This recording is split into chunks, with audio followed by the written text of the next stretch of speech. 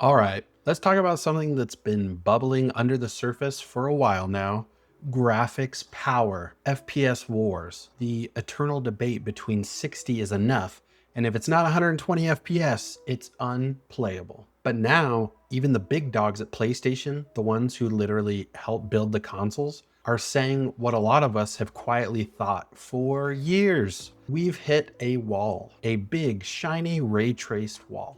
Former PlayStation exec Shuhei Yoshida recently said Sony can't just keep increasing the graphics power with every new console anymore because the tech has, well, plateaued. His words, not mine. And honestly, he's right. Yoshida said it on the Friends Per Second podcast. He literally can't tell the difference between ray tracing and non-ray tracing unless he's looking side by side. Same for higher frame rates. I think it's been proven that the human eye can't even see anything above like 144 or something like that. That's coming from a guy who ran PlayStation's indie division. He's seen more games than any of us could play in 5 lifetimes. And he's not the only one saying it. Former Sony CEO Sean Layden said the same thing. How many of us can really tell the difference between 90 frames per second and 120 frames per second? Like, yeah, exactly.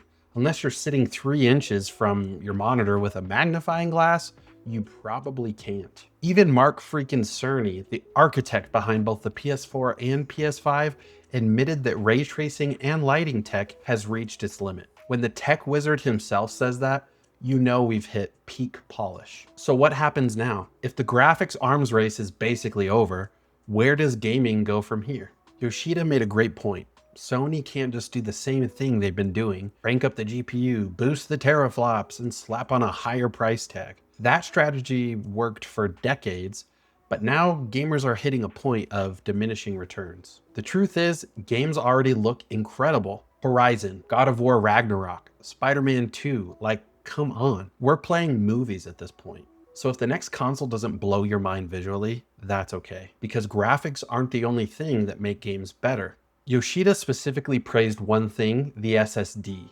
He said the adoption of the SSD was like an almost miracle. And he's right, the PS5's SSD changed everything. Load times are basically non-existent now. Fast travel doesn't even feel like cheating anymore. Developers can design entire worlds differently because they don't have to hide loading behind 30-second elevator rides. He even said, quote, "I think PS5 and SSD has made almost every game a better game."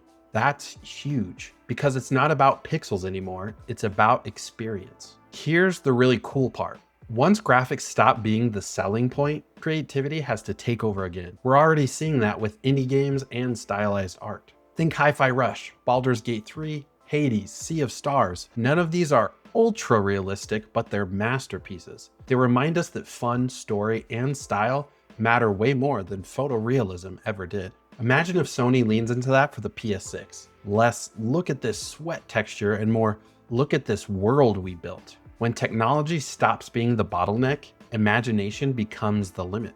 It's funny, right? For decades, console launches were all about numbers. 1080p, 4K, 8K 30 FPS, 60 FPS, 120 FPS. And now that we've hit those targets, it turns out the thing that made PS5 great wasn't graphics, it was speed. That's like training your whole life to run faster and realizing the real power-up was just better shoes. So yeah, the graphics race is done. We're not getting another mind-blowing leap like PS2 to PS3 again, but maybe that's a good thing. Maybe it's time to stop obsessing over frame counts and lighting models and start asking how games can surprise us again, emotionally, mechanically, and creatively. The PS5 already made almost every game a better game. Then the next step isn't sharper visuals, it's deeper worlds, better stories, and yeah, maybe fewer loading screens. So what do you think?